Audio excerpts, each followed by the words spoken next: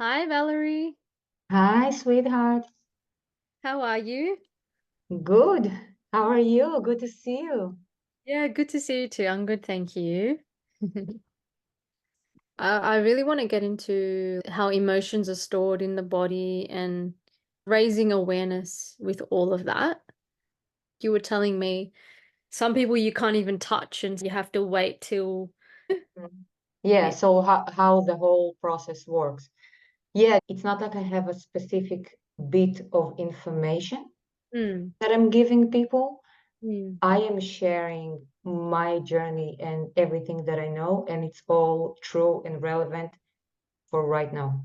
mm-hmm. And a lot of the times I'm starting to write something, 5 minutes later, a new realization, boom, the whole thing is not relevant anymore. And this is basically why I'm doing mentoring as well, because it's the people who want to learn that, but they also, we move along and they move along with me. So you Yeah, know how it goes, yeah? yeah, I need to break it down with you. So it's like the more questions you ask me, the better it is for me, because I'm way better when I'm in that space and I can respond to you. I'm not a textbook teacher. yeah. And that's what I love about you. It's not a one size fits all thing. It's like in the moment, what is relevant for each individual. And that's a true connected practitioner, whatever you want to call it. I So, have no idea how to call it. Yeah, it's one of the things for me. The labeling is really problematic. That whole idea of being called a therapist, mm, I don't really resonate with the word therapist because you've done a session. You see, you're doing the work. I'm yeah, just seeing you and showing you. And once you become aware of something, you're doing the work. that's right. Yeah. So the word, just the whole idea of therapy and that term, therapist, problematic. The term teacher, problematic. It's like all of these things. Mentor, bad connotations. I know that. I didn't like mentors at all. Now I don't see life without one. It's like, Mm. you know, It's term. hard, isn't it? Because what word can you use without seeming that you're above someone? Because we're not. We're all at different stages and levels. We're just people that just had more experience and wisdom to offer, so that you don't want that separation, you want that empowerment. And the English language is very limited. I think We- every language will be limited in that. Yeah, You want somebody to show you the way, that guide through something that you want and you're not there yet, yeah, and they are. But it's like because we all had bad experiences, yeah, there's too much connotation that comes with these things. yeah, So I guess it's more of our own egos that are playing that game of, if I have somebody telling me what to do, it means that I'm not good enough. It's actually not like that. It's just the understanding that we're not always already where we want to be. That's mm, the whole idea of being human. It's the process, the journey of actually getting from point A to point B. Otherwise, we wouldn't have that perception of time, place. mm. That's why it exists. So when I came to see you, I just thought we were going to do work on my posture and aligning my body because I'm aware that I have some postural stuff to work on. And then what you started to do and what we started to get into, it blew my mind because I wasn't expecting it. And it's totally down my alley. Like I love that kind of work, but I just thought it would be mainly physical. But what you picked up with me was very much emotional. So Mm. yeah, I found that really cool because I do relate to that. I'm quite an emotional person, and I do, like you explained to me, I do tend to store and hold on to a lot of my emotions. And I guess everyone is different with that in how they deal with emotions and what happens there. Can you explain the differences in how the body responds to certain things and what you've seen in your own experience? Yeah, of course. I'll do my best. Okay. Because you see, it's on the one hand, it's really simple, but on the other hand, there are a few options. And people, because they're so individual, they come up with their own options Mm. and compensation patterns. I'll go back a bit and start at the beginning of when a human is born, when a baby is born. It's basically that consciousness that's everything and everywhere is coming into a physical body, into a physical state. And the way we do that is through the nervous system, the central nervous system. This is what brings us into the reality. When we come into the reality, there's still no separation between us and everything. A baby doesn't know that it's not its mom or the computer or the table or the tree or whatever it is. We are a part of everything. And in the first 7 years of development, and you can find it everywhere in religions, in osteopathy, in Steiner teachings, everywhere. The 7 years is a big one. In neuroscience, psychology, all of it. 7 first years, the brain develops and starts to sift and sort through things based on relation. This is a dual world, so everything has two sides. We have polarity, plus and minus. Mm. So when we start experiencing things through our senses, we start categorizing them into pluses and minuses, good and bad, or even just the basic understanding of things, how they feel to us. Okay, first of all, we develop the senses, yeah? So we start recognizing that we feel something. We feel with touch, we hear, we see.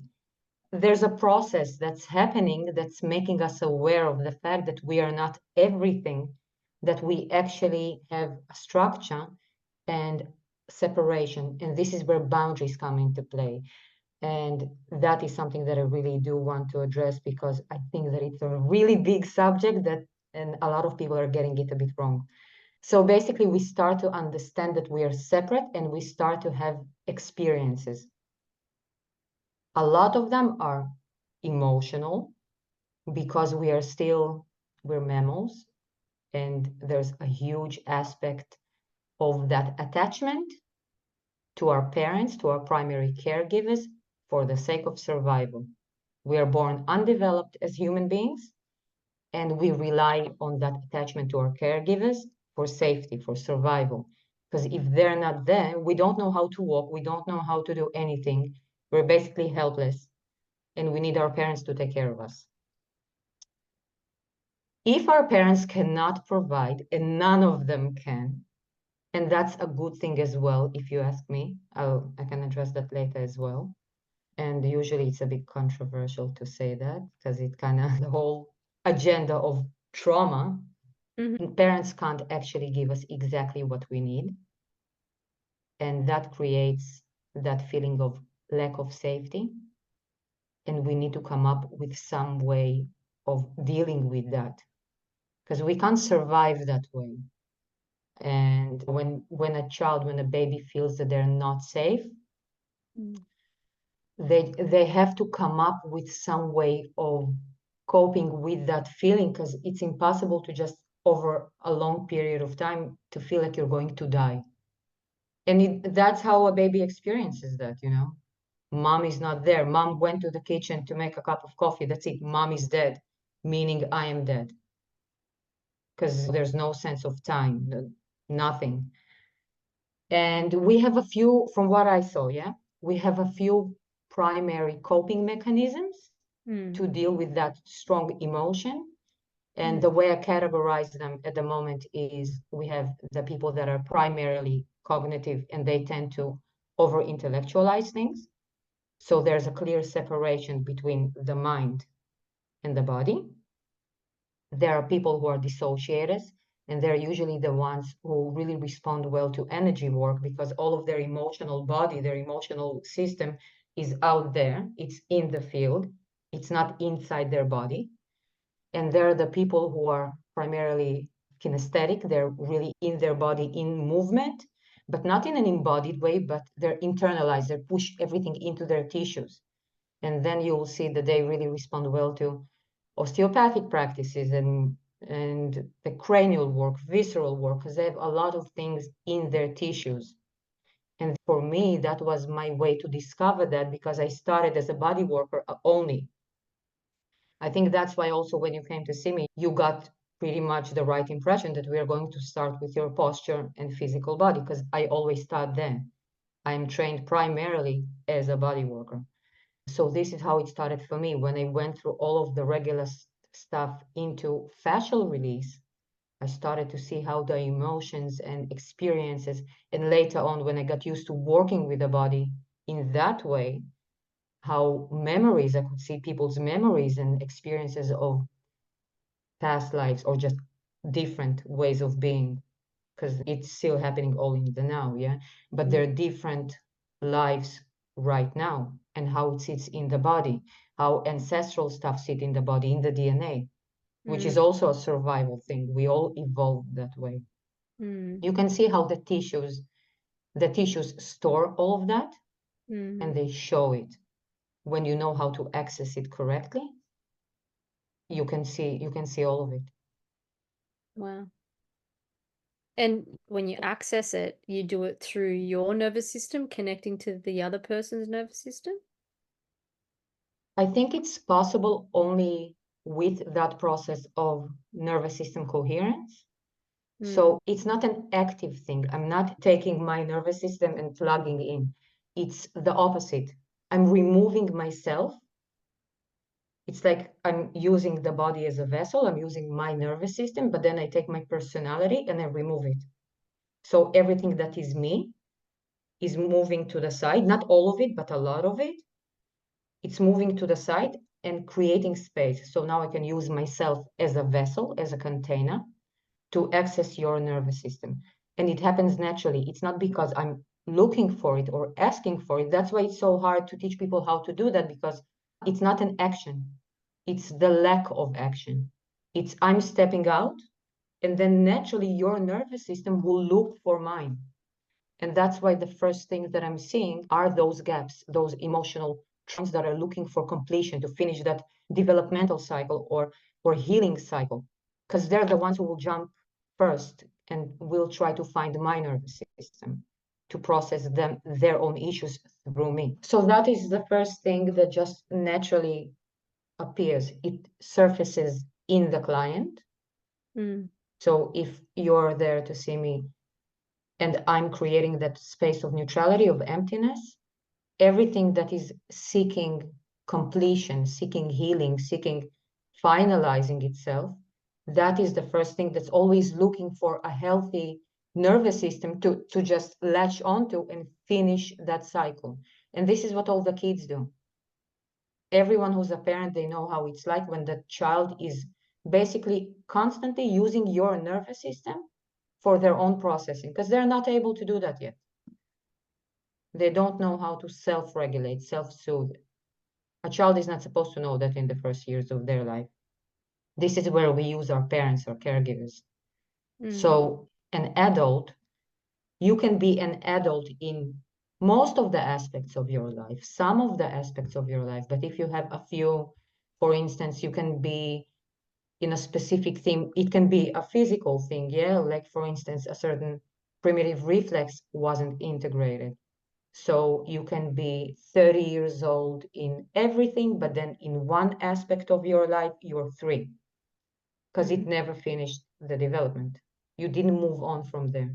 And you can see it on people. You see how a lot of people, when they're triggered, you can see on their face that it's like they're children again, because mm, they're literally that 3-year-old child when that happens, whether it's a physical struggle, an emotional struggle, something cognitive. I put it in a different category because it affects the emotional. So when there's a struggle, you can see how that person just jumps back into that stage, that mm, age, that development never finished what it was meant to do. mm. And why does that happen when that development doesn't finish? What's the reasons for that? Something has to sever it. So Mm, if you're having a big experience of lack of safe, I'll give you an example.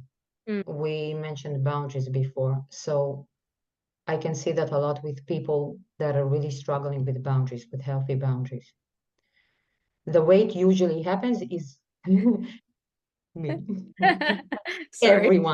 Everyone. Yeah, well, especially people like us, it's a big thing. I don't know a lot of people that don't have issues with boundaries. It's just that the issues are different. And then you can see based on development, you can see what created that issue with boundaries, and in which, because boundaries is a huge subject. Yeah, Mm, if it's like a pie, which slice of that pie you're struggling with. mm, So, you know how we explained how the consciousness comes into the body and then it starts to understanding where it is and that it's separate. That process of separation is the process of creating a boundary. So mhm, boundary basically is our contour. This is a physical boundary. This is what separates me from the air here.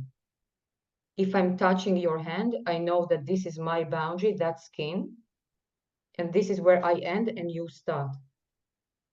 And this is why I see that it's such a big deal, big issue, big struggle for people when they're being taught to communicate their boundaries, to always talk about them and stand their ground, and always doing that cycle, trying to fight for their right or understanding what they're fighting for. But actually, you need to understand what it means. Words are important. Boundary is a really practical, physical thing. This is my limit. This is where I end. So if the issue with boundaries began in your developmental stage when you were a toddler or when you were a baby, for instance, even precognition, you still don't have cognition, you don't know that you are a human. Yeah, you don't see, you don't know anything. You just know that you're starting to develop senses. And when you develop senses, you start to develop that understanding that you're separate from the rest. If something happens and that process is severed, you don't actually develop that physical understanding. So usually precognition, it's really hard to find that root cause because no talk therapy will help you, maybe regression or something like that, because you don't have any visuals. There's nowhere to go. You can do that with a regression, but not with conventional types of therapies, because you need to go into that, whether it's an embryonic state or a baby state, when you develop that. So that's number one, when you're understanding your boundary. The second bit is when you're a toddler. You're curious about everything. You're running around. You want to climb on things. You want to touch things. You want to do dangerous stuff, and your parents are not happy about it. So, for instance, if one of your parents, they have that issue with safety, they're helicopter parenting you all the time. Come here, don't climb there, don't go there. This is dangerous, you need to stay here. You don't actually get to experience that part of development when you build relation, that relation of you to something else. This is too high for me, and you understand that because it's in relation to your height and in relation to your ability, to the length of your leg, to the whatever it is. You go into the mechanics of things and you understand your capabilities. If mm, your parents constantly pull you in, you don't get to go out and explore. It can be with enmeshment trauma, it can be with that whole idea of parents that are so emotionally leaky that you constantly need to take care of them, that you never get to be yourself, and they're all focused on themselves, and then they don't allow you to go out there and explore. Well, this one is more relevant to later stages. But mm, you also have parents who are super controlling, for instance, whether they're really religious or because they had a lot of trauma themselves, a lot of struggles, injuries, I don't know, disease, people died in their life, and they try to protect their child. So they're not allowing you to do anything. So you never develop that aspect of your boundaries of understanding, okay, this is me, and this is my ability to do that. This is how capable I am in relation to this, in relation to that, in relation to that activity.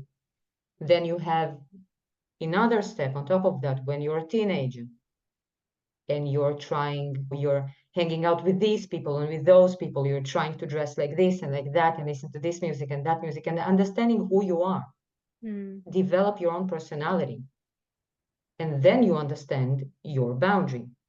But again, if you have a parent who has a lot of issues of their own around that, or just different beliefs around that, they will stop that process, mm, that development. And then you don't understand how you relate to something else. If you don't understand who you are and how do you feel about something else, you don't have that boundary. Mm. And usually what you see with people like that is they're really, when I'm tapping into them, it's like physically they don't have a boundary. I can see the person in front of me, but when I'm there, it's like they're everywhere. They're not contained. And basically, our parents are creating that. That's usually the case because we're relying on them to be that safe container, to be the ones that when we go out into the world and explore, we know that we can always come back to them and they're our safe place. Mm. Does it make sense? Yeah, yeah, it does make sense. You mentioned trauma, and that's something you want to touch on. I know there's a lot of controversy around trauma where people say that trauma serves us in life and it shapes who we are. And you see the most successful people, for example, like professional soccer players like Ronaldo, who grew up in poverty and he would have had trauma or whatever, and they become these exceptional athletes and stuff like that. Like people who have had really traumatic lives or hardship growing up and they become freaks at a certain skill or sport or whatever. When you look at it in that way, yes, I can see how trauma can be used as a great tool of succeeding and being very disciplined, critical. I don't know what you want to call it, but having a high achievement, being a high achiever, you know.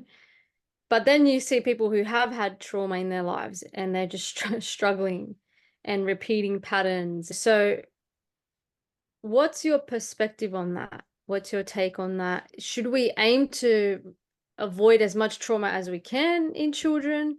Or should we make things hard for children because the trauma serves them? From your experience and your understanding, what's your perspective on that?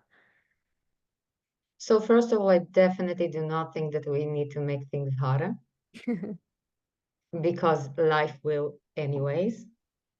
And also understanding that kids come into the world already with everything that we did not finalize in ourselves and we did not heal in ourselves. They're the mirror to that. It's just a given fact. It's in their DNA. Mm.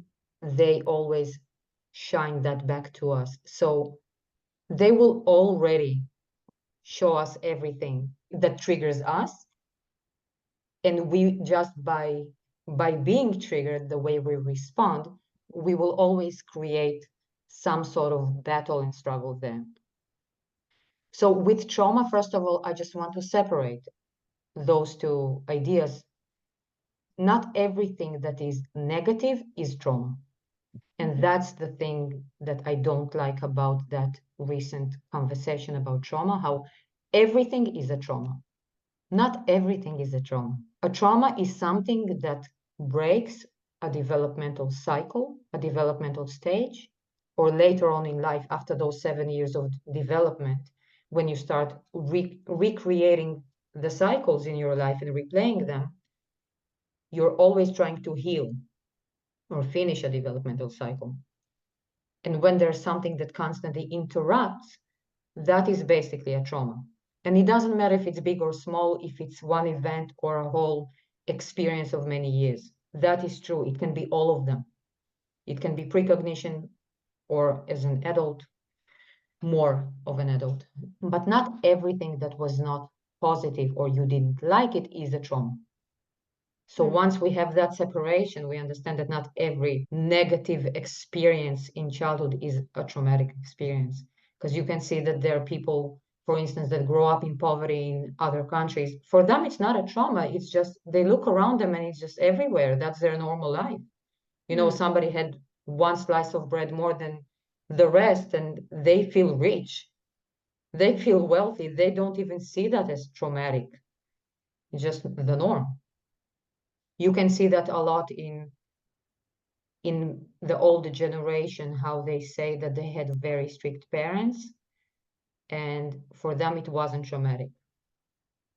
For some people they're unaware, for other people it really wasn't because their focus was on other things. or their mindset was different. So in terms of trauma specifically, whether you do something with it or not, I think it's about you can address life in that way in general. It's not just whether you did something with your trauma. It's everything. You can always choose to grow from your experiences or not.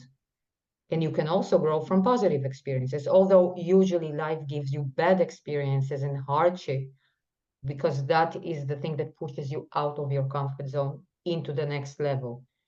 Every person at any moment has a choice to decide whether they're going to jump to the next level or not, whether it's already became uncomfortable enough to stay there, or they're just passionate enough about something else to break through that, or the discomfort didn't grow enough. It didn't become that significant to make them want to jump to the next developmental stage and break through the discomfort and get out of their comfort zone.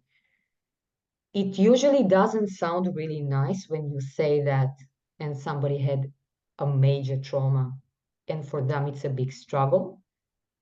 But when you look at humanity in general, you can see that there are a lot of people that did break through that. Mm.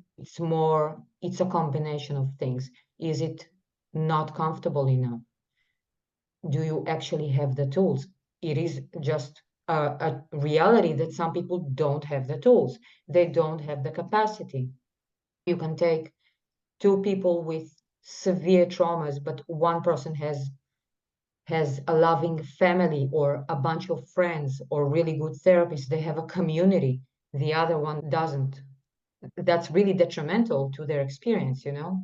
Mm. For somebody, they don't even need that support. For somebody else, it can be about building that drive and that passion and motivation, something that pushes them forward.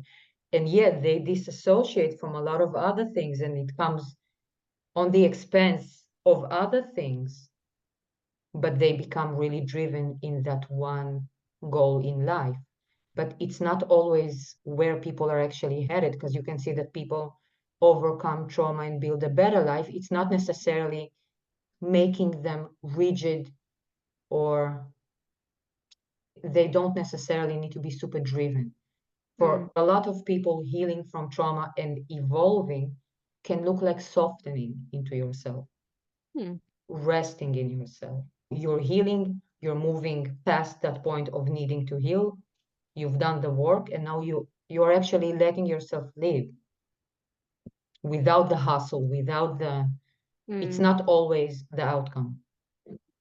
Yeah. You can see it a lot in competitive sports, of course, because this is where people are competitive. Mm. Because I stopped working with athletes and now I work primarily with therapists. For them, it usually looks a bit different. Mm. It's more of leaning into that life. Yeah. Yeah. Interesting. And so people store trauma differently, like they can intellectualize it or they can dissociate, or could certain situations be intellectualized but then dissociated? Could be a mixture of a few. What do you tend to find? Oh, people can come up with a few, like primary and secondary. There can be a few different variations of it, but it's not always storing, Mm. because I don't think that cognitively you can really store something. Mm. It's more of a coping mechanism. How do you cope? Mm. So that happened. It's now that became your story, that event or experience. Mhm. What you're actually coping with is with the fact that a separation has occurred, Mhm. that something happened, and now something that was whole in your psyche, in your cognition, just separated into two bits, and one of them went into the shadow, and one of them stayed here. So the fact that you were broken into two in a certain aspect, that is what you're coping with, that Mm. you're not whole. It's Mhm. not the story. But, the psyche likes stories, so we need to attach it to something. Mhm. So then you need to deal with the fact that it happened. Some people store it in the tissues. Mhm. It can be actually any soft tissue. They tend to go to certain places, but yeah, it happens a lot. It can be in the fascia, it can be in the muscles. It happens a lot with the fat tissue. Trauma loves fat. A lot of people actually even gain weight Mm. as a result of certain events that they just don't want to process, so they need to store them in the fat tissue. Yeah, so you can store it in the tissues. You can push it out into the energetic field, or you can try and intellectualize what had happened and create a separation between your body and your mind. Now, the mind is like a computer. It's basically a calculator. Mm. It's advanced calculator, AI, yeah? It's there to ask it questions and it's supposed to give you a solution. Mhm. It's not there to lead your life. It's just a computer. Yeah. People that tend to intellectualize stuff, they tend to live their whole life through that and give your brain the top authority, which is a problem because the ego is there. And then, it's like living life really from your ego, led by mind. It's very limiting because you Wow. don't actually get a sense of yourself. It's very disconnected, would you say? Yeah, Yeah. absolutely. Mm. So what I tend to see is people that really intellectualize stuff, there's usually another compensation pattern underneath. So Mm. when you remove all the talking, then they actually have to deal with what they feel. And then you see that when the person becomes more embodied, then you see the real compensation pattern or protective mechanism, because then either they jump out and they completely shatter and fall apart. And then you can see that they become basically like their energetic body, but the physical is almost undetectable. It's like I see things visually, so when I tap into somebody's energetic body, I still have a visual experience of it, kind of thing. So I can see how it's like there is no boundary, there's no clear line of you Mm. are here. They're just everywhere. They can't identify themselves. They can feel a lot of chills, or, it's like they can't really feel their body. Or another thing with that, it comes a lot with the sensation of I don't belong here. Mm. Or a lot of people have that experience of I don't want to be on earth, I don't want to be a human. I remember my life as a different entity, as a different being, or just as spirit. I want to go back to spirit. Now, that whole idea, the memory of being a spirit, a soul, of being without a body, is usually, yeah, so there are different cases, but usually it's when the baby is born and it still doesn't have a boundary, precognition. Mm. So, or in utero, when you understand that you don't feel that you're you feel that you're a part of everything. And they want to go back to that safe place. So you have that, or you have the people that once you get them to relax their mind, or just bring the awareness to the fact that they're doing that, which is really hard with people that intellectualize, because they will intellectualize that as well. Yeah, I know I'm doing that. I was always doing that. That's why I chose my career to be that. Mhm. It's really hard to break through that. But then when you do, you can see I'm just following what my hands are doing because I'm looking always for that boundary, for that end line.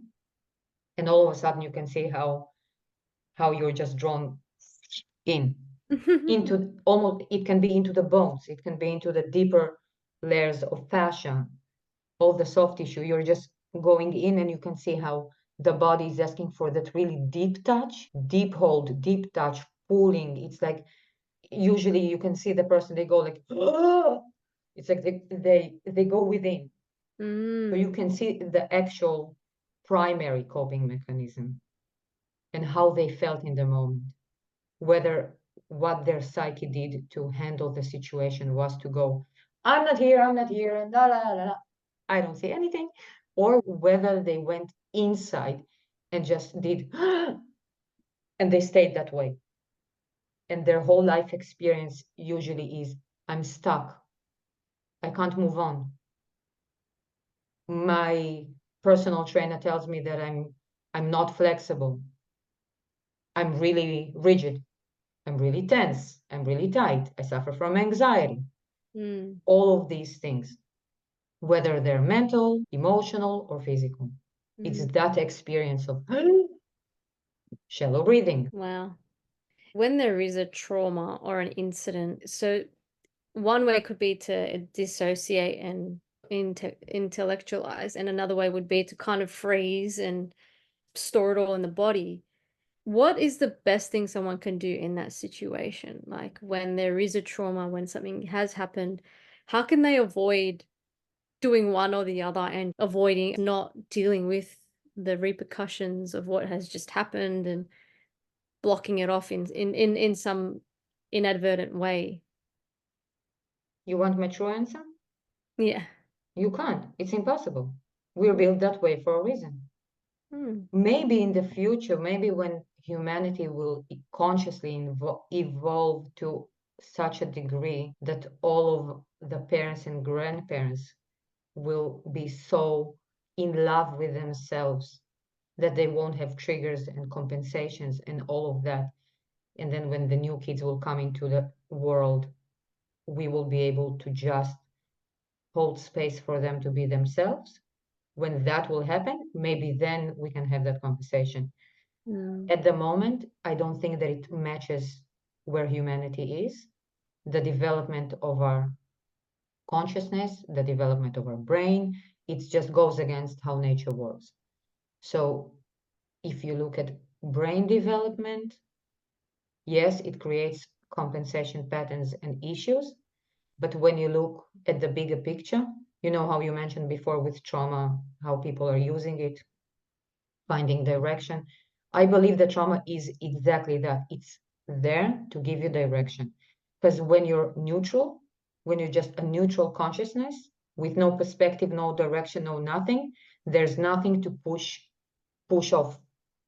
You Mm. need to push against something to understand where you're going. And Mm. you can see that, especially in the therapy space, you would know that probably from you and your colleagues. There's always a matching story.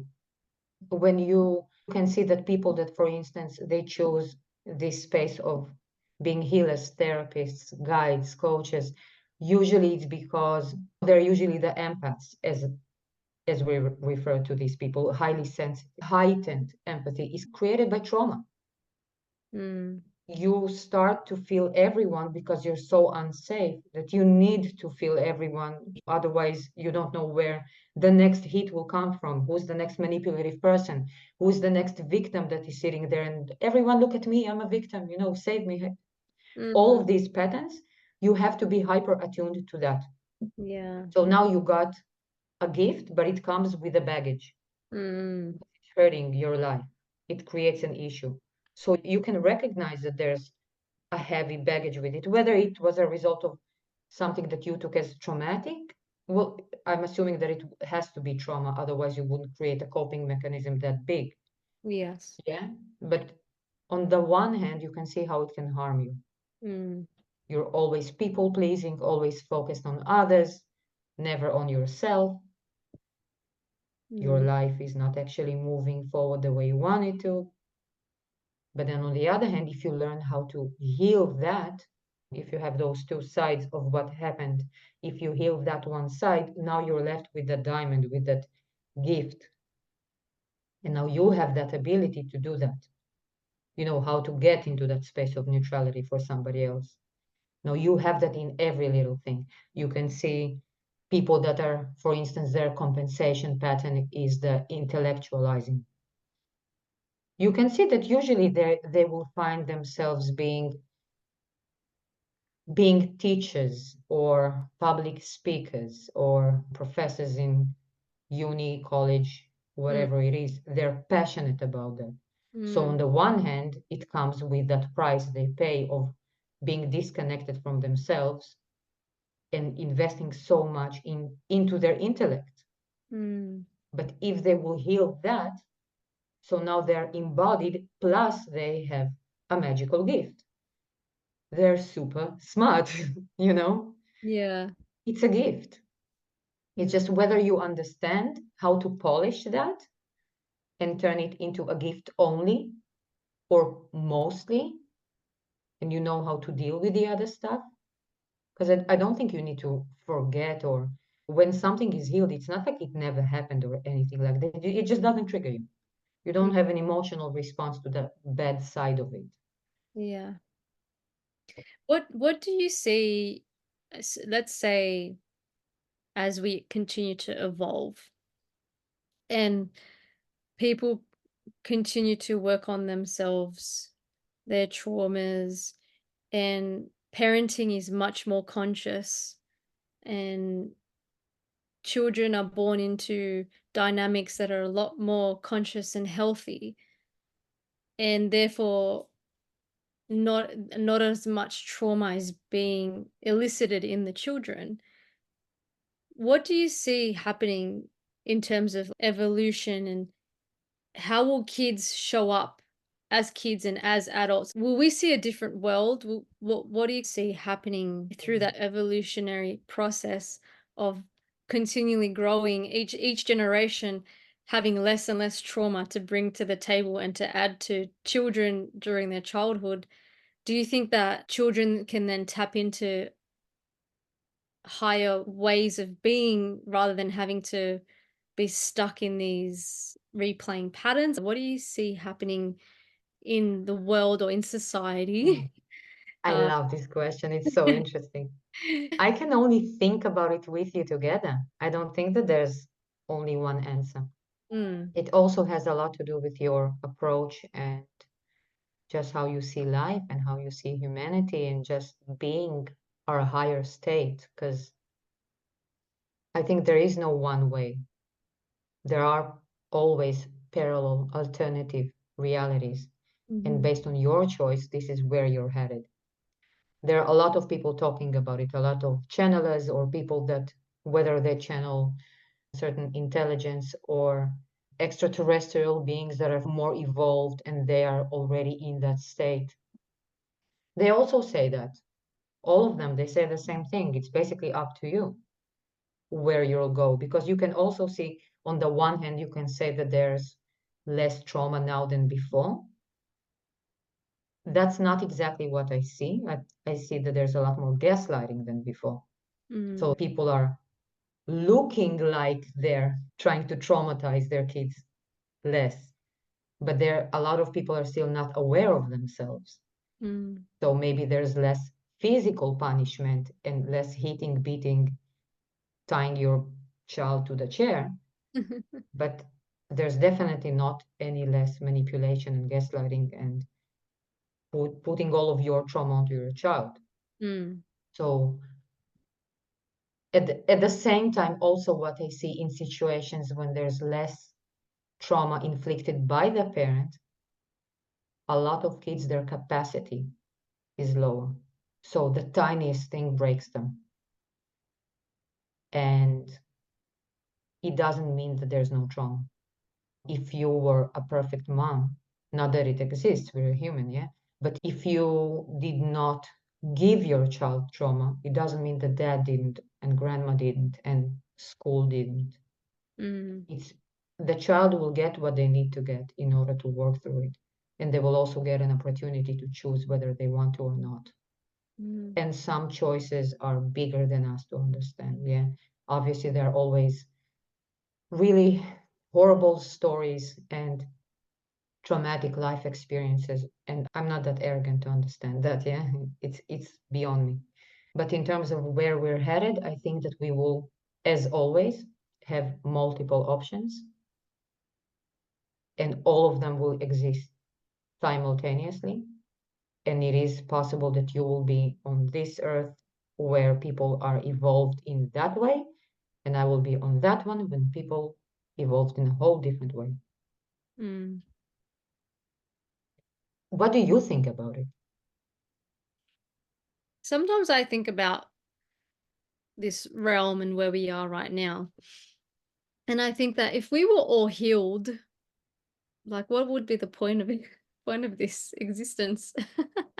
What would we do? We'd just exist, right? Like, I don't know. It gets me on a weird little tangent at times where I go deep about these thoughts, and I think, well, if this world was perfect, what would we be working towards? But are we meant to get to a point where we are so enlightened that all we do is just exist and enjoy the beauty of high vibrational emotions and feelings, and there is no negativity anymore? Like, eventually, do we get to that point of everyone is so evolved and conscious and aware that there is no longer suffering as a duality and we don't have duality anymore? Or is this world always going to be a realm of duality? That's why we have this world for duality. Now, you're just the way you're describing it with taking into consideration that there is linear time, Mm, yeah, which is a human thing mm, because you have a brain and you came into a dual world as a mammal with a brain. That's why you have an experience of a dual world. It's not like the state that you just described doesn't exist anymore. You yourself right now have a state of being which is higher, and then obviously you're more enlightened, you're more light, you have less density, less body, so you're in a different state. There's no duality, no planet mm, as such, so you're in your energetic being. No suffering, no duality, so you're just everything just is. Isn't that where everything started? mm, So you have that origin, which is I am, and in order to understand that I am, it started to splitting itself to experience duality. So if you will heal and heal and heal and remove restriction, remove all of that, and become less and less dense, less and less dual, more and more in oneness. Basically, what you're describing is going back to source. And mm. what happens when you get there? Fuck, it's boring. Let's jump down. Let's do something. Let's feel something. Yeah, I And then totally you get start you. the whole cycle again. So that's what this all is, right? Yeah, you experience it's the I am experiencing itself. When when you are all that is, there's nowhere to grow because you're all that is. You Mm, know, the mm, only way to understand is to break everything down and learn the pieces, the mm, all the aspects of it.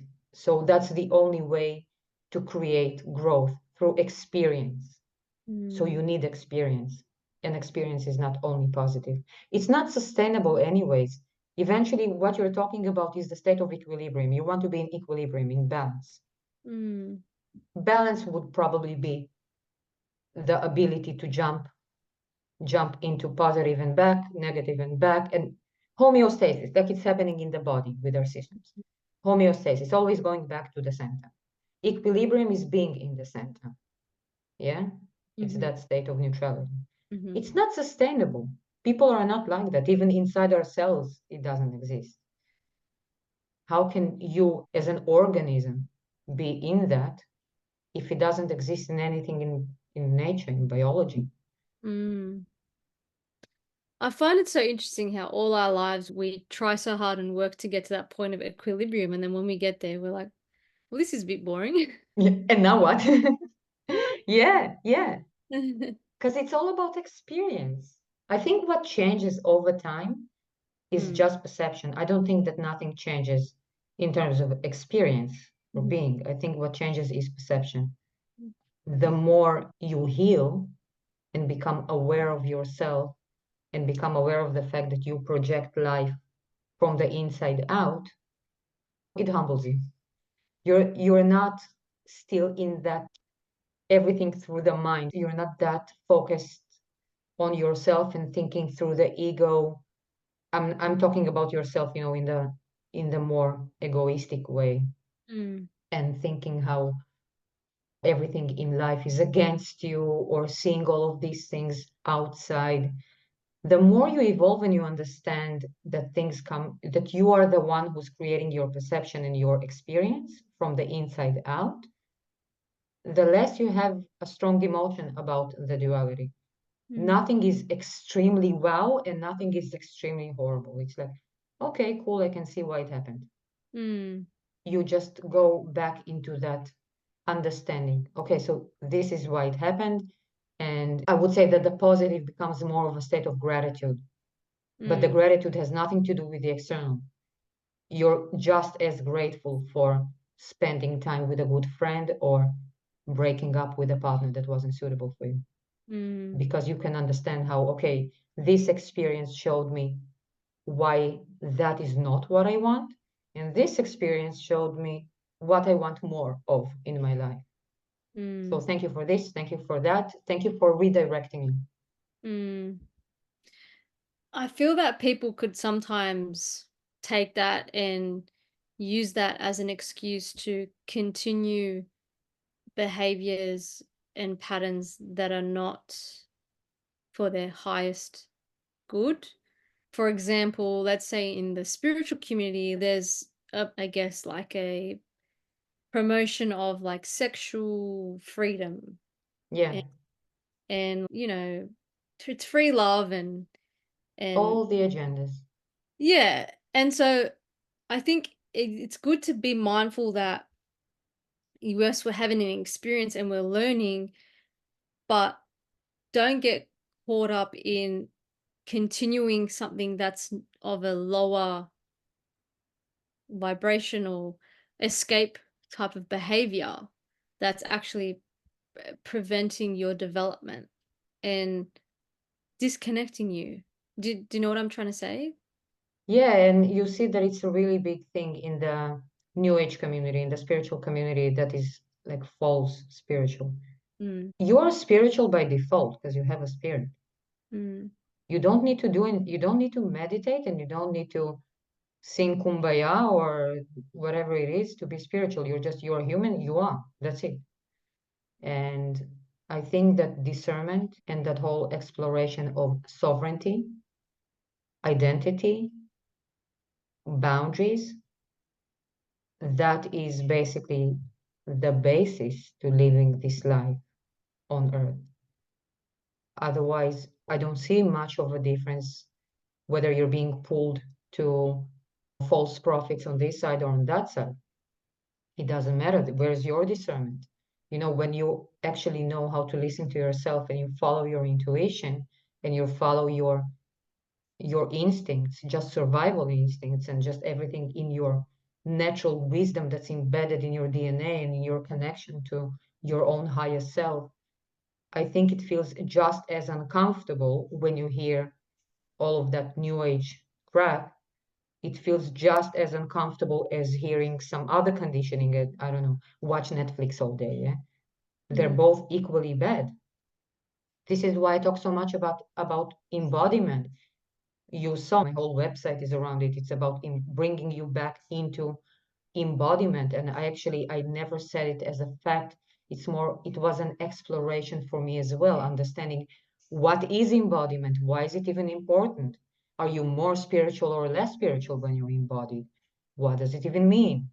But eventually, when you come back into that center, into yourself, into all of your bodies, physical, emotional, energetic, all of them, yeah? When you know them and you know yourself, the external influence is just, it's so weak. It's like it's not loud enough to affect you in any way. And mm, there are a lot of people out there who are trying to sell people different ideas and lies. When you are looking for external validation and external authority, you will follow any authority.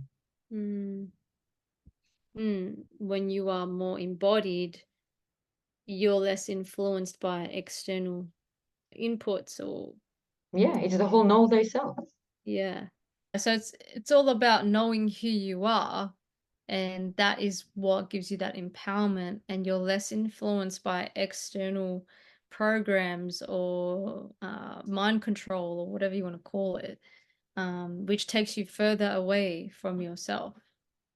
And what you mentioned before with all of those, there are a lot of people right now that are advocating for sexual liberation and freedom, people that basically their whole practice is orgies. you would feel that something is wrong there. When Mm. you're in that space, you feel that something is wrong. And when that mentor, guide, or facilitator, when they're trying to tell you, shame you into thinking that you feel that resistance, you feel that you're triggered because you're not enlightened enough, they're basically relying on the fact that you came there in the first place because you have so much shame from your childhood. Because the pattern in those developmental years was already embedded in you. Mm. So whether you had enmeshment trauma, whether you had some other form of a parent that shamed you, basically, it doesn't matter in what way, or made you responsible for their emotions. So there will be something there that makes you look at that mentor and say, either I'm a people pleaser, so I need to please them, or I'm not good enough. And he's saying that I'm not good enough and he knows better. Lack of self-love and understanding, and not having that self-authority over yourself. And then you can actually trust someone else's authority more than your own, more Mm. than your inner voice. So there are a few things, but no real mentor will ever shame you for nothing, ever. But if they do that, it's because they're relying on you having that shame wound from childhood. I don't want to call it trauma because it's not always, but a wound. You have that wounding from childhood. You have the pattern already created. And then Mm. when you say that, it's a very easy way to lure you in. Because you Mm. can see if somebody doesn't have that pattern of responding to being shamed, they will just say, well, I'm Mm. out. You do you, I'll do. Mm. And I think it's very important in today's day and age who we are listening to and taking advice from. We need to be very discerning because sometimes people can resonate with us, but really they're rubbing a wound. Trauma bonding. Yeah. You Yeah. can trauma bond with a therapist. You can trauma bond with a mentor. You can trauma bond with a teacher. Yeah. We all do that naturally all the time. Even when people choose to look at a certain TV show, it feels familiar and warm, Mm. that trauma. The drama Yeah. associated. We're drawn Drama, to it. trauma. Yeah. Yeah. Yeah. Replaying the same thing. It's soothing Wow. to cry over it again and again and again and not actually moving forward. Wow. That's so interesting. Well, for those who want to discern between that kind of reaction and an actual mentor who is good, who is not in their ego, and who is someone that can help you along your journey, what is some advice you can give to people so that they know they are associating with someone who is not coming from their ego and hasn't got ulterior motives or bad intentions and are Mm. genuinely a good individual to To learn, follow. yeah, to learn from, follow, yeah. Well, that's really funny that you asked me that question. I literally just shared a podcast of my mentor Ah, talking exactly about that. His see. name is Jason Parks, and Ah, he is collaborating with Emma Romano. They're both mentors, and mm. they did a whole podcast and a few episodes on, how did they call it? What is that thing with frogs that you need to swallow a few frogs? So basically, swallowing frogs, yeah, Okay. Yeah. about the bad mentors Oh, before you find the right ones. yes, gotcha. So, you know how we were talking, and I told you that I feel uncomfortable with the word teacher or mentor because I see that I'm not actually imposing information on you. I have my own journey and I'm just sharing it with people. And that's the same thing that these guys are doing. And they were sharing how the whole point of this process, when you're looking for a mentor, you're looking for somebody who, first of all, did what you want, Mm, and they're happy to share with you without ego. They're happy to share with you not just their successes, but their struggles. Because if, for instance, because I'm working primarily with therapists, yeah, you're a therapist, you're a practitioner. If you're coming to me and talking to me about a certain subject, my objective is to understand where you are at the moment and where you want to get. mm, And I can do that only because I've been through that, because I'm a practitioner of 13 years. If I wasn't, and you see that a lot, oh my God, especially in the business coaching, business field, a business coach without a business. What can you tell me about that? You don't have a business. Do you have a successful business? If you don't, you can't teach me anything because you don't have experience. So when you're working with a coach or a mentor, what you want to see is not a structure. And this is something that I see as well, but also Jason and Emma mentioned that you don't want to get a blueprint because my blueprint won't necessarily work for you. And you see that I do that the same in sessions. That's why I moved away from everything and started to just listen to you, listen to my clients. Same thing with mentoring. It's about understanding who you are, what are your needs, and where do you want to get, and whether I'm the right person to give it to you. And the only way to know that is just looking at the results. It has to be real. It has to be measurable. You need to see that when you work with someone, your life actually gets better. So Mm, your business gets better, you're a better practitioner, you're better in your personal relationships because they're all interconnected. Eventually everything is that reflection of you. If you see that the person is talking in all of those pretty words, but they have nothing to stand for, they are not actually that person. If you want to evolve as a practitioner, but you're going to see them and you see that they're a shit practitioner, or they're not even a practitioner, they went to some business school and now they're coaches or mentors, they did a counseling diploma, yeah, and now they're counselors and coaches. How is that relevant to you? mm, And in terms of just being a good person, and I would say what you're talking about is living in integrity and ethics.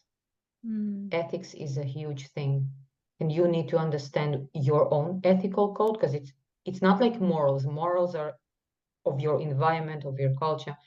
Your own code of ethics is your own one. If that aligns, awesome, you found your person. You will feel that, you will know that, and you can always see the signs of it. You can see that if somebody is not honest in something, most likely they're not honest in everything. mm, If somebody is feeling comfortable with sharing with you, and I'm not talking about emotional dumping because you have that other option as well. Some people are in their ego or in their trauma and they're very arrogant and they make themselves look like they're better than you. But mm, then you have the opposite of it, which is the people they're still in victim mode. They're still really triggered and they're just emotionally dumping on you.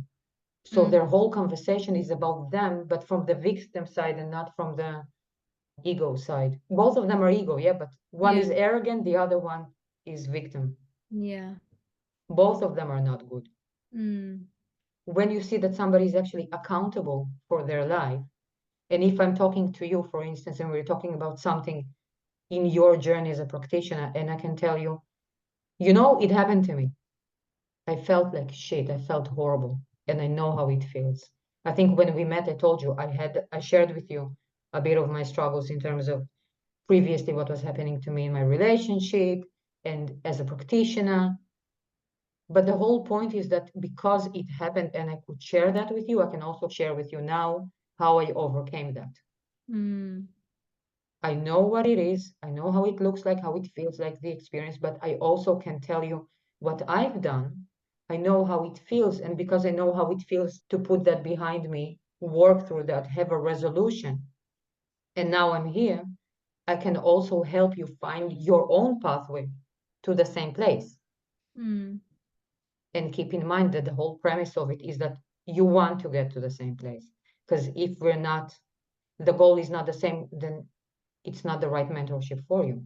You want a mentor that will take you where you want to go. Do you feel that in order to be a good practitioner or mentor, there needs to be a certain point or level of healing that you need to have gone through so that you're not projecting any wounds or traumas during any of your interactions with or sessions with people?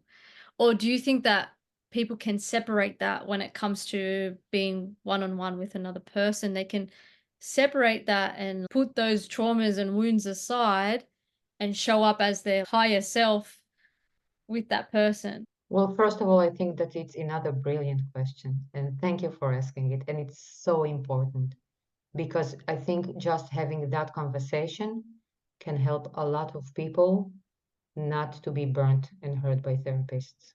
I feel like your clients meet you where you are, and there's always that correlation between your state of healing, how healed you are, and where your clients are. Mm, The more you evolve, your clients will evolve. So it doesn't mean that if you're not perfect or you're not there yet, there is no there yet to be. Yeah, it's all a journey.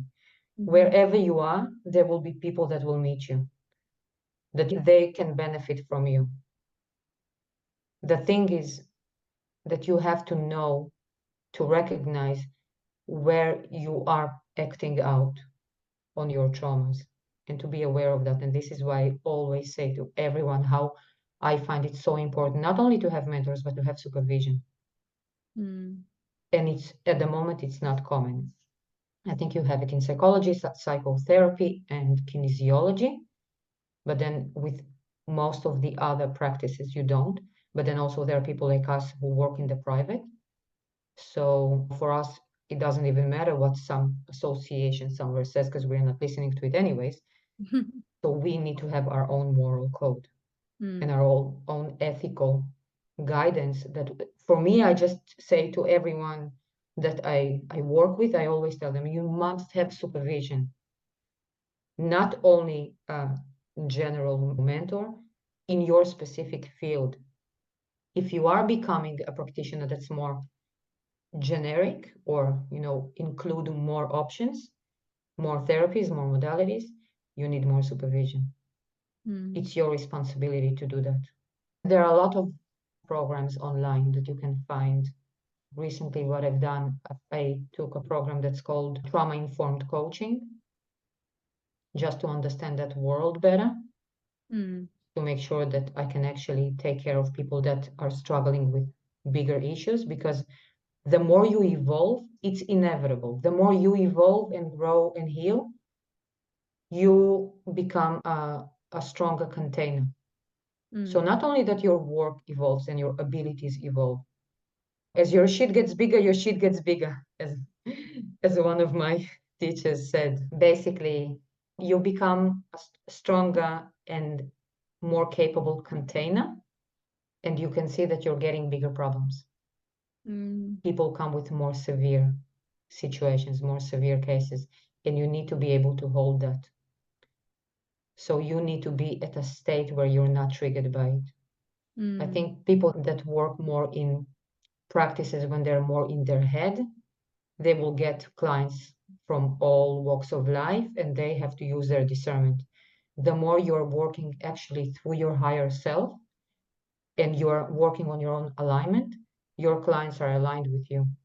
mm, And the only way for you to get somebody who triggers you is if you grew that much that you're ready for the next step.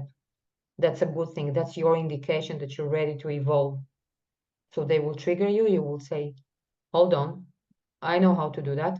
I feel triggered because I feel my breath, I feel my heart rate, I feel the temperature of my face, I feel my skin. I mm, have those physical indications. I know that I need to take that to my supervision, that experience, put it to the side right now, it's not relevant, mm, and see how I help that person, mm. and then deal with that later. Yeah. That's such a good response. I resonate with that as a practitioner myself. I've noticed that the more work I've done with myself and even my own health conditions that I treated, most of my patients have those same issues. Yeah, they're just attracted to you because they know that you have the solution. Yeah. You figure it out, they're attracted to it without you even speaking about it. It's just that's how resonance works.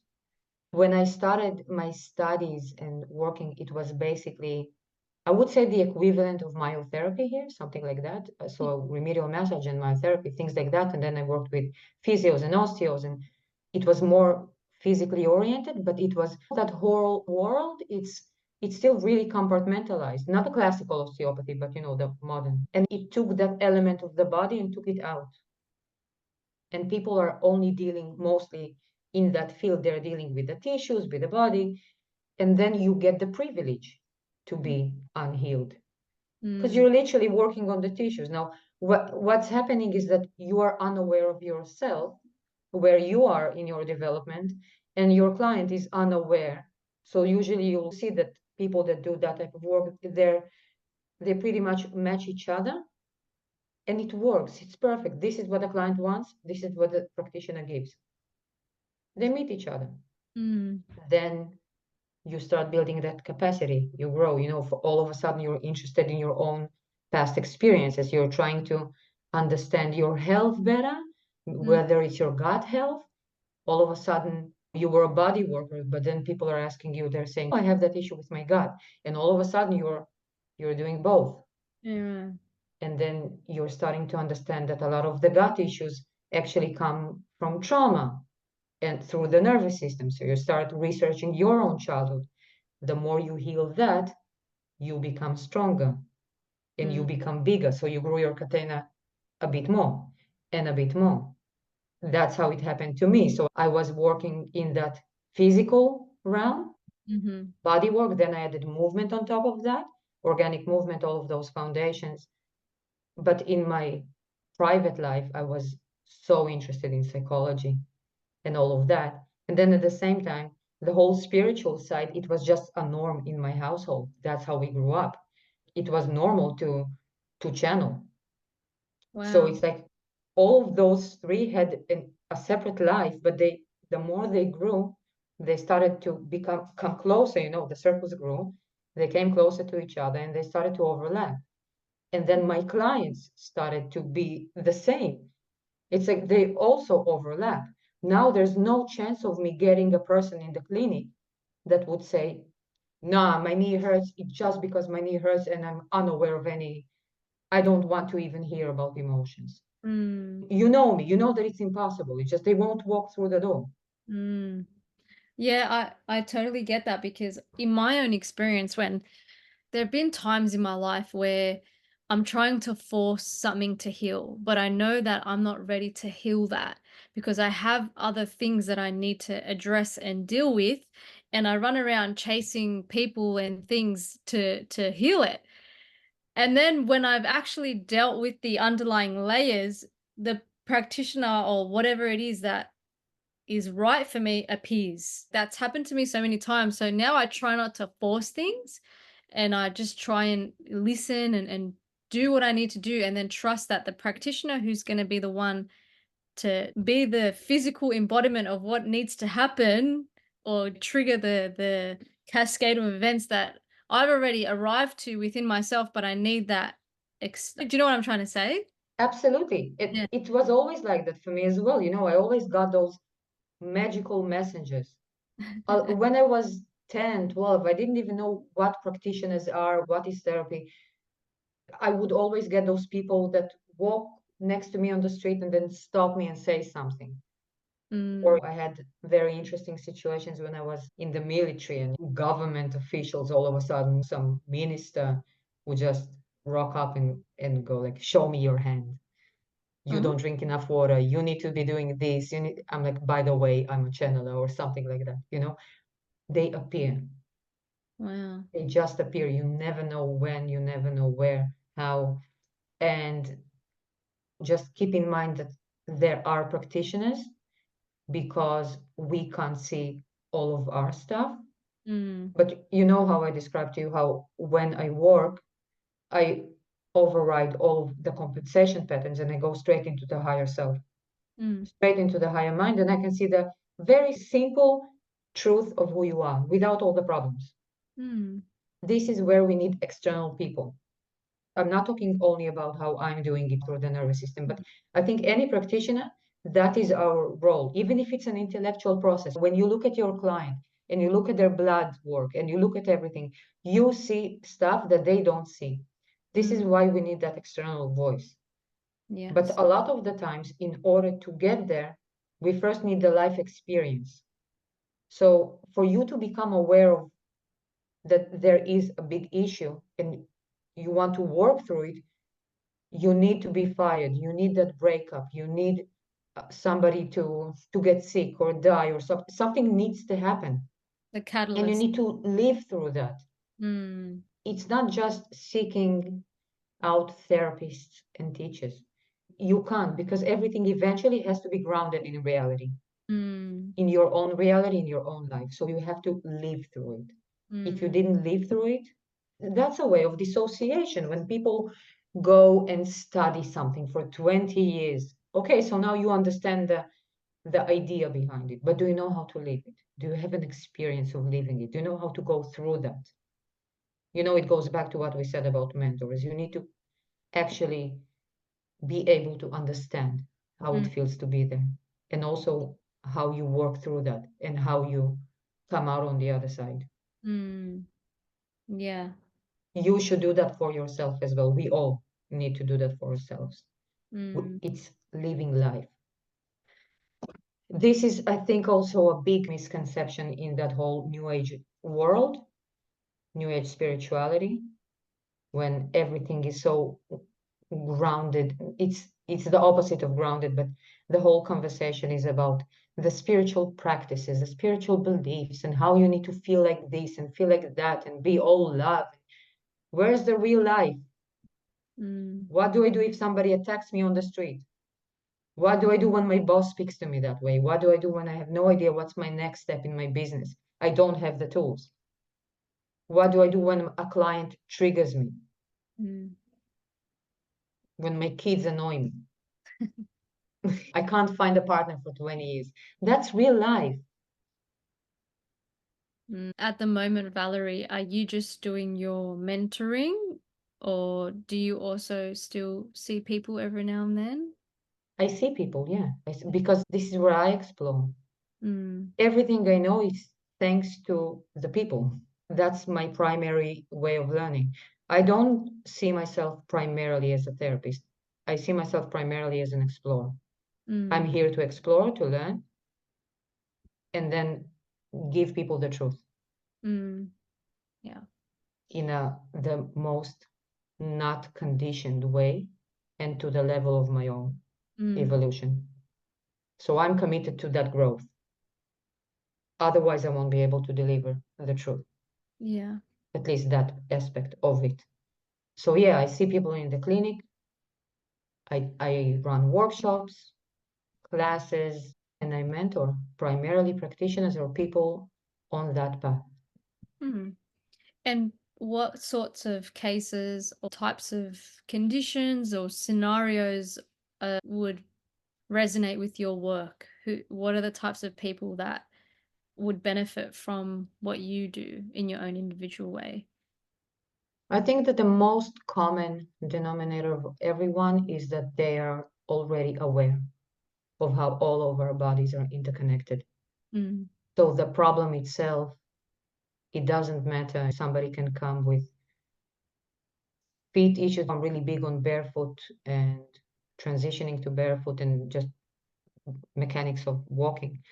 So it can be a lot of the feet stuff, postural stuff, physical pain. It can be anything emotional, old traumas that are not resolved, struggling with mental blocks, mm, anything in terms of the symptom. It's only a symptom, it doesn't matter. So people don't come through the door based on symptom. They come through the door because they know that symptomatic treatments don't work mm, and compartmentalized solutions are not good enough for them based on their own development, mhm, and they're looking for that bigger picture. So it can be some, whether it's a terminal illness or a small symptom, but at the same time, I have no idea who I am, or I have no idea where I'm headed, or I had this struggle and I just don't see the solution, and then the body shows it, the tissue show it, their posture can show it. And then when we work through that, you can see we end up retesting and seeing, okay, so your walking changed, your posture changed, your eyesight has changed. mm, It's like your face, just how your face looks. I'm using the symptoms as an indicator. So for people, it's the same. They can come with physical issues, they can come with emotional issues or mental issues. Mm. Yeah, I remember the video you took of me when I first came and you got me to walk up the corridor. And then after the session, you did another video and I went from walking like a stiff stick to like really fluid. It really goes to show how much your posture and your movements, and you didn't massage me or anything. It was all emotional, energetic stuff. And I found that so amazing. And yeah, I'm looking forward to seeing you again. I'm looking forward to it too, because I never know what you will share with me, what we'll find. It's so cool. You know, your excitement, I feel the same way because it's like we're in this together. We're both jumping in to explore. Yeah. And if people wanted to reach out or see you or jump into your mentorship or workshops, do you have a website? Do you have social media? How can they find you? Yeah, so primarily through my website. Hmm. It's valeryalignment.au. Funnily enough, there are tons of people that didn't even know that I have a last name, and they know me as Valery Alignment, thinking that that is my last name. So yeah, it's valeryalignment.au, and I have socials. I have Instagram, Facebook, same thing, Valery Alignment. Mm-hmm. Everything is very easy. The booking is there, mentorship is there, everything is there. Mm, There's a contact form. You can always send a message, whether me or my admin, we're always on top of it. mm. And you're based in Melbourne, but you also do Zooms, right? Yes, I work online as well, Mm, but I'm quite picky with that. It's not an issue when it's mentorship, but when it's sessions, I prefer to see you in person and mm, then to tell you whether I can work online with you or not. Because just based on the way I work, if your primary coping mechanism really needs that hands-on touch, it's not as effective for me to do the online thing. mm. That makes I don't sense. want to waste anyone's time. Yeah. It's good that you acknowledge that. But it's worth going to Melbourne and seeing you because that's what I did. You see, well, that's the situation at the moment that I think more than half of my clients are not from Melbourne. Mm. Yeah, I didn't expect to be in that situation. You're gonna have to do a tour around Australia so everyone can get some healing from you. Well, you know, that's the whole point. I'm trying to organize my life in the way that works for me and my family, first of all. Mm, I was asked to travel. mm. I sat with it, and at the moment, it's not the right time for me. That's not what I want. Yeah. And I see that it's not a big deal for people to travel. It is a big deal for me to travel to everyone. You Mm. know, my family comes first. Yeah. That's so understandable. And it can change a million times. Everything that I'm saying is true only to this moment. Mm, that's right. Yeah. So Well, are we doing the introduction now? Hi, I'm Valery. well, so what's your story? So you have an accent, and then you Yeah. mentioned something about being in the military. Tell us a bit about, I mean, usually I do this in the Well, beginning, but just got I really just talk a lot, so it's hard to get there with me, you know. I was born in Kiev. Now it's Ukraine. It used to be the Soviet Union. My family left when I was about 4. They moved to Israel. Mhm. Based on what I understood from my parents, all the other options at the time were blocked. So a few of our family members moved to Germany, to America, and it was just when we left, it wasn't possible. So we Mm. moved to Israel. So most of my life was in Israel. And there I served in the army and I worked in the government for a long time in the Ministry of Defense. Wow. And at the same time, I was studying and doing other stuff. Yeah, so, you know, it came with a lot of good and bad together, but tons of blessings as well. I met amazing people, really amazing people. And then when I met my son's father, he was in Australia. He moved to Israel. That we lived there for a while. Then we moved to the Netherlands for a year or so. And we had to decide where we want to live. So we came to Melbourne. He wanted to show me Melbourne. Mm. He was here for a while now, and before we were at that point. And as soon as I got here, I stepped out of the plane and I said, this is where I need to be. So I usually follow my feeling and the connection to the ground. Mm. So I don't know what it is, ley lines, but when I'm in the right place, I feel that I'm in the right place. And I really did not feel that way in the Netherlands. Mm. And I also really understood that I need to leave Israel. So I Mm. had no intention of going back there. Mm. Every place has good and bad in it, but you can also feel when something just doesn't work for you. Yeah. You don't feel good there. You feel compressed, suppressed, limited. You can't actually be what you're meant to be. Yeah, Wow. so we moved here. And then you've been here since. 5 years. I know, so long. But you knew English before you came, right? Like your English is really good, so I'm assuming I you. knew English because Israel is such an Americanized country. Uh, I can see that my parents, they don't speak English because they grew up in Soviet Union when everything was it was a communist country and everything was about the identity of and culture of Russia, mm, the great Russia. So they were not even the movies, if I think for the majority of their life, everything was only Soviet movies. And if there was at some point when they started to bring things in from abroad, it was it was a voice cover. So you mm, still wouldn't hear the English. When we moved to Israel, everything is Americanized. mm. Even the Israeli movies, a lot of them, they have English translation on the bottom. All the TV is Hollywood. It's American movies just with subtitles in Hebrew. Wow. All the music, everything, it's all in English. So, and we did study English in school, but then I needed to shift it one time moving to the Netherlands, so it's a whole other way of talking.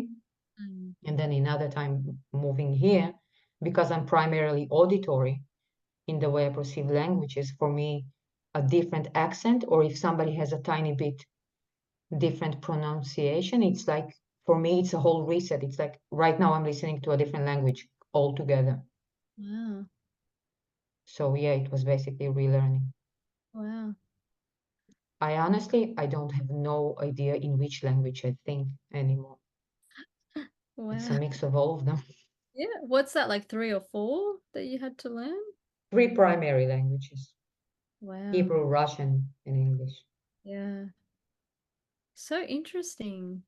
Hmm. It's really good the bigger your vocabulary and the more languages you know, because there are some words that exist only in one and not in the other. The bigger your understanding of life, of principles is, because you just have more reference points. Yeah, that's true. Yeah. I learned Italy when I lived in Italy for soccer a few years ago, and I found that it expanded my mind a lot, you know? So Where did you live in Italy? in Puglia, do you know where that is? No. It's like southeast. Yeah. So Yeah. they have the Southern Italian? Well, they did have their own dialect, but I learnt proper Italian and a bit of their slang too. So I was learning like two languages.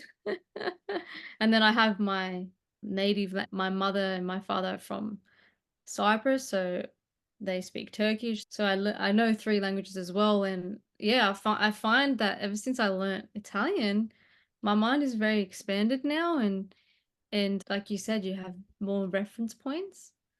Yeah, it's really cool. Yeah, it is cool. Yeah, it gives you something, a new concept to think about, new concepts that you Yeah. wouldn't even have if a language is limited. Yeah. Yeah. And I find the English language is more limited than Italian and Turkish in terms of like it's more deceptive where we have masculine and feminine, Yeah. whereas in English you can be talking about anything and you don't know. I think it's dumb. Yeah. You see that all the Semitic languages, they have that same origin of three primary letters, and Yeah. then You just change the ending. I studied Arabic in school as well. So you can see that it's the same. It looks completely different, but the grammar is the same. And then you have the Slavic languages, the Russian, Ukrainian, all the other countries in that area. The Slavic languages, they have their own grammar. It's not just how big the vocabulary is, it makes you think in a different way. Mm. You know how they say in Greek there are 4 or 5 words to describe love? So Huh? there's platonic love, there's love of God, romantic love, all of those different variations. Friendship, love. You see life in a whole different way when you have that vocabulary, when you can describe these things in such a broad way. It's Mm. like it makes you think. But then you see English, maybe if you just look at the spoken English, yeah, it is deceptive and it is limited, but then again, look how much deception they did with it. Mm. How many variations of English is Mm. there? Yeah, How many different dictionaries? so true. Really broad. Yeah, very broad. Well, thank you so much for your time, Valerie. I really enjoyed this conversation with you. It's very enlightening. A lot of my internal inquisitive topics, I got to pick your brain about those, and I really loved and resonated with all your responses. You're very wise, and if people get the chance to be in your presence, I think it's a big blessing. We're very Thank lucky you to have so you much. here in Australia. Thank you so much. I'm really happy that we met. Likewise. You are amazing. Everything you do is absolutely amazing. Thanks. And I'm a big supporter. Thank you.